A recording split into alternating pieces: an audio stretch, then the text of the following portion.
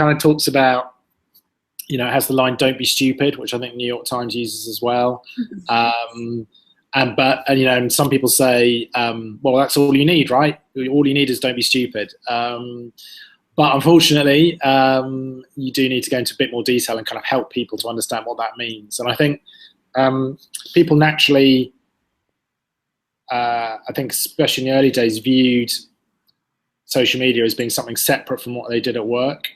So a bit like, you could have run a personal blog before, and people were kind of like, oh, that's not to do with my work. In fact, I think it was always to do with your work. And I think one of the things that social media, certainly digital media, but especially social media, has done is broken down the barriers between personal and professional. So it's now very difficult to say things. And this especially applies to organizations like ours that are supposed to be impartial. So there's a whole different argument about whether you can have impartial news organizations, which I get.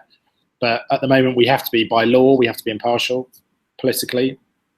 And in that environment, it's very difficult to have a presence which is overtly political and at the same time be acting in an impartial way. So it's really difficult. There are loads of kind of grey areas around this. We employ some of our highest profile presenters are, you wouldn't be able to doubt what their politics were because of some of the things they do outside of work. Fundamentally, the view is that, you can't differentiate between what you do, in a personal capacity and what you do for your work. So we have to kind of lay out what we mean by that. So there's a little section which kind of has lots of do not do this and you should not do this. But other than that, we try and be as flexible and open as we can and not be too prescriptive